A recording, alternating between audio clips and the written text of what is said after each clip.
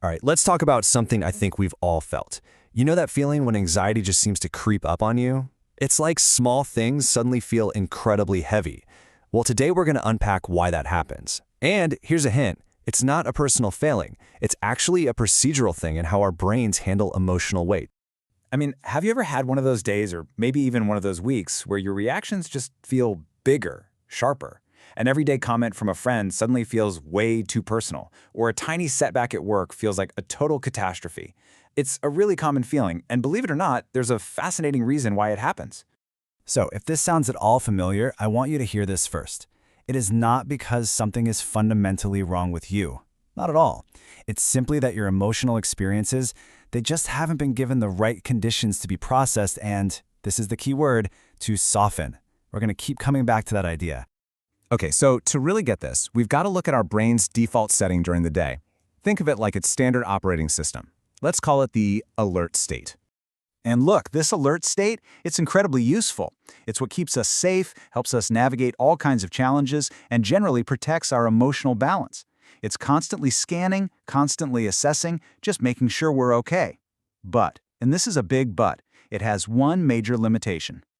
So here's the catch. The alert system is kind of like a security guard, not a janitor. Its job is to manage immediate threats, but it's not designed to clean up the emotional mess that gets left behind. It's built for protection, not for processing, and that's where the problem starts.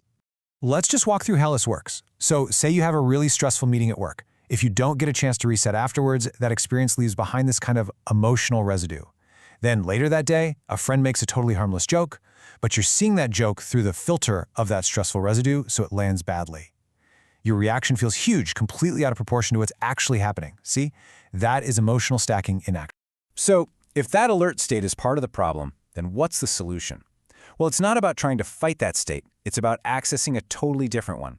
We need to find the missing ingredient here, which is a state of low resistance. And this is where you can really see the difference, side by side. In that high-resistance alert state, our defenses are way up, we're scanning for threats, and we're just accumulating emotional charge. But in a low-resistance state, the exact opposite happens. Our defenses can finally relax, which allows for actual processing, and that, in turn, reduces the emotional charge. It's a complete shift in how your brain is operating. So what's actually going on in this low-resistance state? What's the secret sauce? Well, the brain is performing this crucial function, a process we can call recalibration. Recalibration is this really beautiful, subtle process. It's where the brain can gently go back and revisit past emotional events without firing up the whole five-alarm fire again. It's not about erasing the memory, not at all. It's about softening its emotional meaning, taking the sharp edges off so it just doesn't trigger you in the same way anymore. And the results of this? They're really powerful. When you give your brain a chance to do this recalibration thing on a regular basis, things just start to click back into place. Your emotional responses start to make sense again. Situations feel clearer. And that feeling of balance, it doesn't feel forced. It just returns naturally, all on its own. So this brings us to a really crucial shift in perspective, a big takeaway.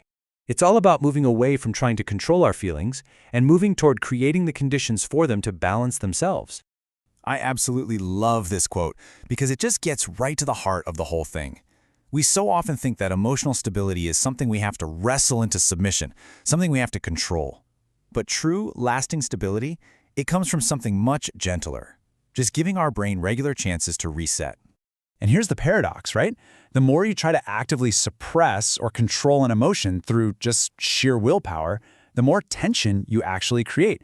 It's like trying to hold a beach ball underwater. It takes a ton of effort, and the second you let go, it shoots right back up, probably with even more force than before.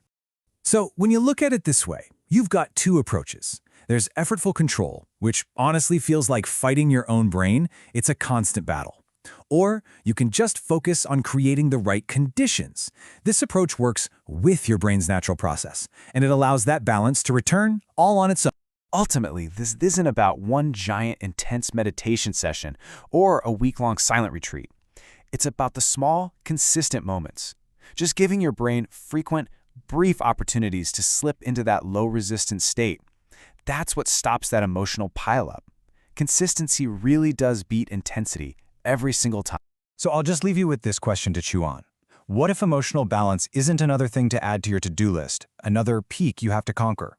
What if it's just a natural state that returns on its own if we only give it the space and the right conditions to do so? What if it's not something we have to achieve, but something we just have to allow?